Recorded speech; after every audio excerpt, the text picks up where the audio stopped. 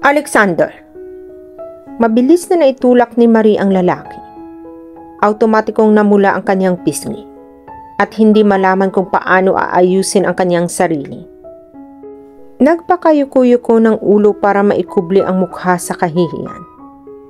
Unang araw niya sa opisinang iyon, disaster agad ang sumalubong sa kanya. And she blamed herself dahil sa napakahina niya. Mama, samantala, ay hindi man lang binakasan ng pagkatakot o pagkahiya si Alexander. Mandy, kasama ka na naman ni Mama. Hay nako, kinulit ako. Saka tumuon ang paningin ni Alicia kay Marie. Marie? Oho. Wika niya habang sa bayo ko. Pinagkuskus ang magkadaop na mga pala.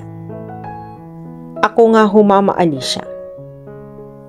O Marie, buong kasabikang nilapitan siya ni Alicia. Hindi siya nakailag ng yakapin ito. Mama Alicia. At natuklasan din ni Marie na may nakatago palang pananabik sa kanyang puso para rito. Kamusta ka na? Masayang tanong ni Alicia sa kanya nang bitiwan siya nito. Mabuti naman ho. Hindi niya magawang salubungin ang titig nito dahil sariwa pa rin sa alaala niya ang eksenang inabutan kanina. Nahihiya siya at kung maaari ay lisanin niya ang harapang iyon ay kanina pa niya ginawa. Kuya, siya ang babaeng may-ari ng kotse, hindi ba? Oo, nakangiting tugon ni Alexander. She's my private secretary now. Nagmamalaki ang kislap ng mga mata nito sa kapatid. Ngunit dahil nakayuko, hindi na niya nakita ni Marie. Alexander, hihiramin ko muna si Marie. Her first day, kaya hindi mo dapat binibigla. Nanunodyo ang tinig ni Alicia. Come on, doon tayo sa restaurant magkwentuhan. Ikinawit ni Alicia ang braso sa kanya. Ho? May trabaho akong iyo. Ngayon lang naman. Walang nagawa si Alexander, kundi pasamahin sa ina si Marie. Hinanap ka namin, Marie. Araw-araw kami sa bangketa ni Alexander noon. Malungkot na wika ni Alicia. Alam mo'y malaki ang ipinagbago niya. Mula nang muntik ka ng malunod. Nawala ang kapilyuhan niya.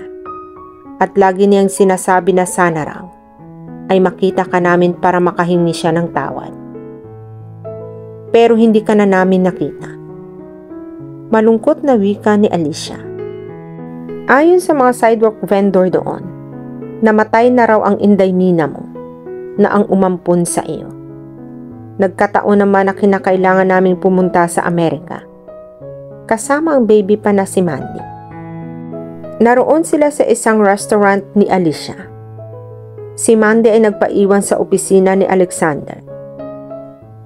Naampon ho ako ng isang babae. Pinag-aral at pinatira sa kanila. Isa pa ho. Ginusto ko na rin huwag magpakita sa inyo.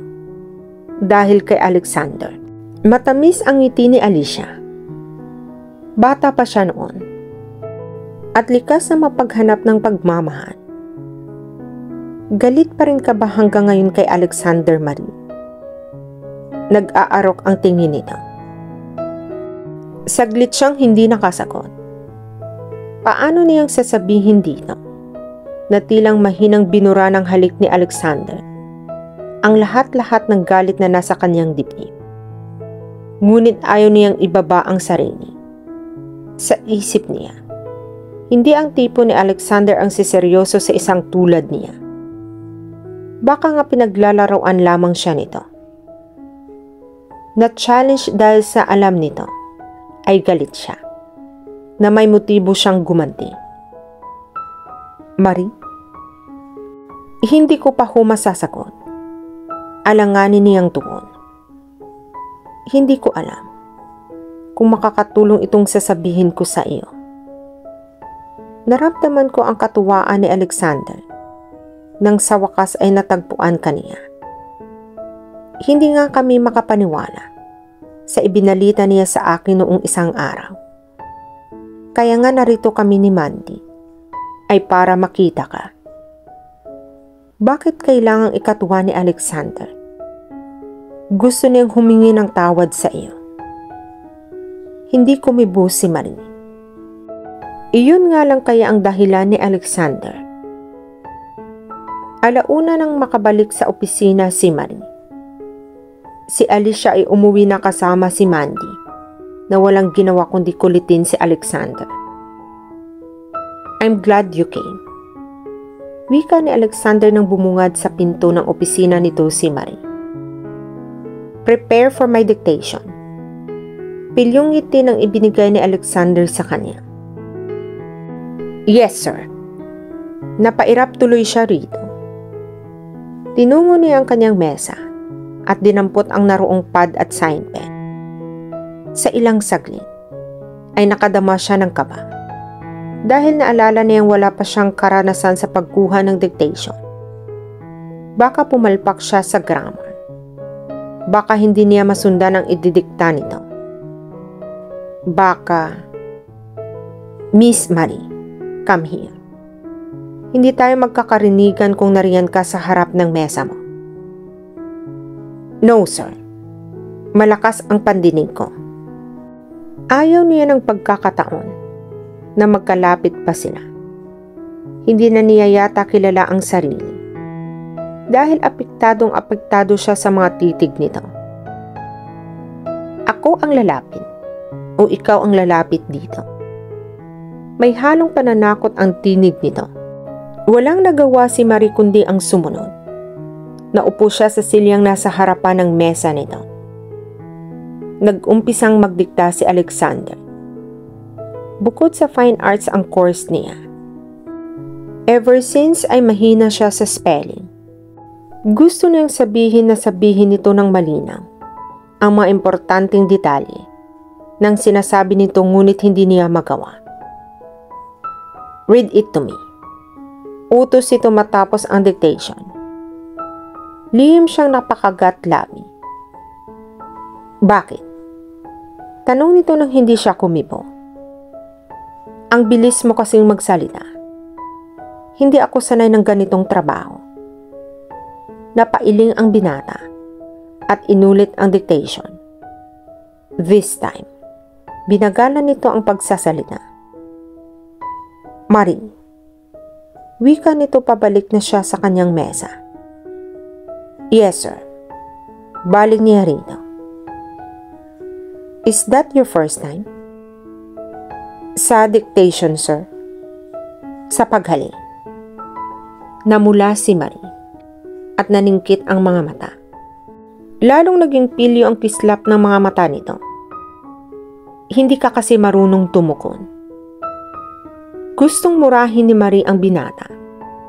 Ngunit pinigil niya.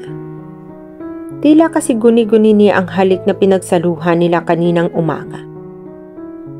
Oo nga naman. Hindi ako marunong tumukon. Pero baka kapag natuto ako, mataranta ka. Nilaro niya sa isip ang kapilihang iyon. Sa kanya ipinagpatuloy ang pagtatrabaho. Bago mag-alas 3, ay nagpaalam si Alexander na aalis at may kausap daw na tao. Wait for me here. Babalik ako bago mag-5. Bili nito bago umalis. Tubango lang si Marie. Ngunit sumapit ang 5 o'clock ay wala pa rin ito. Nag-punch out na siya sa kanyang time card. Bakit hindi mo ako hinintay bago ka umuwi? Galit na wika ni Alexander nang datnan sa opisina si Marie ng umagang iyon. My working hours is 8 to 5. Tama ng oras ng uwi ko. Hindi ba? You're my private secretary, Miss Marie. You should know your responsibilities. Kailangan kita sa mga oras na may kamiting akong kliyente. Kaya ako bumalik para isama ka sa daluhan kong meeting sa labas. At bakit ako sasama? Protesta niya. Napahilamos na mga palad si Alexander. Saka ito humakbang pagawin ng mesa niya at naupo sa dulong niyon. Hindi mo ba ako naiintindihan? Nakatunghay ito sa mukha niya. Kailangan kita all the time. Alam mo, I think this some kind of harassment. Napaka-demanding mo. Pinilit pa rin niyang magtaray. Saka akmang tatayo. Upang umiwas sa matiim nitong titig. Stay where you are. Galit na hinila siya nito pabalik sa upuan. Napamura na lamang siya nang sumadlak siya sa upuan. Alam mo, kung ibalik ko na lang kaya sa iyo ang titulo ng lupa namin, hindi ako tatagal sa ganitong setup na para tayong aso't pusa araw-araw. Hindi ako makipag-away sa iyo, Marie. Ikaw lang ang laging nagtataray. Bahagyang lumamlam ang mga mata ni Alexander. At marahil dahil galit ka pa rin sa akin hanggang ngayon. Saka tumaas ang kamay nito, pahaplos sa pisngi niya. Napalunok si Marie. Sa una, ay gusto niyang tabigin ang mga kamay nito. Nangyari ang ganitong eksena. Dadaanin na naman siya ni Alexander sa mga haplos. Then, hahalikan siya nito. Kasi ay siguradong matatangay lang siya nito. Marie, tinig nito ang pumukaw sa lumipad niyang diwa. Ha? Saka niya na-realize. Nasa saglit pala niyang pagkalingat ay nagawa na nitong ilapit ang mukha sa mukha niya. At hindi pa man. Gusto na niyang matangay lalo pa sa paglanghap niya sa mabangong hininga nito. She closed her eyes. Sa isip ay hinihintay na niya ang pagtatagpo ng mga labi nila. Tunog ng telepono ang pumukaw sa mamahikang sandaling iyon. Ha? Napalayo ito sa kanya. Hindi matatawarang pagkadismaya ang naramdaman ni Marie. Umalis si Alexander sa pagkakaupo sa dulo ng mesa at tinungo ang mesa nito upang sagutin ang private line ng telepono nito. Yes, Cindy. Tila kinurot ang puso ni Marie nang marinig ang pangalan ng babaeng tinawag ni Alexander. Talaga? Napaismid si Marie dahil sa malambing na pakikipag-usap ni Alexander sa kung sino mang nasa kabilang linya. Hayaan mo, kapag free ako, ay darating na lang ako riyan. Well, it's a surprise. Basta kailangan lagi kang ready. Pilit na ibinaling ni Marie ang paningin sa bond paper na nakasubo sa typewriter. Sinasadya bang ipinarinig sa kanya ni Alexander ang pakikipaglambingan nito sa kausap? Bakit? Pinagsiselos ako? Okay, bye. Ibinaba na nito ang telepono. Lalo lamang inabala ni Marie ang sarili. Gusto niyang ipamukha rito na busy siya para wag itong lumapit at abalahin siya. Nang humakbang si Alexander pabalik sa mesa nito, gusto naman niyang makadama ng inis. Ini-expect kasi niya na itutuloy nito ang naputol na muntik na paglapat ng mga labi nila. Sa lumipas sa maghapon, ay hindi na siya muling kinausap nito. Be ready at 7 o'clock. May kausap akong tao. Wika ni Alexander nang magpaalam siyang umuwi nang sumapit na ang alas 5. Buong maghapon ay hindi sila nag-iimikan. Magsasalita lamang ito kapag may iuutos sa kanya. Ngunit halata sa kilos ang kasiglahan mula nang makausap nito ang babaeng nagngangalang Cindy. Ha? Napalingon si Marie dito. May kakausapin tayong kliyente. Gusto kong mag-take down ka ng mga notes. Yes, sir. Goodbye, sir. Paalam niya sa lalaki. At dito na po nagtatapos ang part 8 ng ating kwento. Sabay-sabay po nating abangan ang susunod na kabanata. Be good, be safe, and God bless po everyone.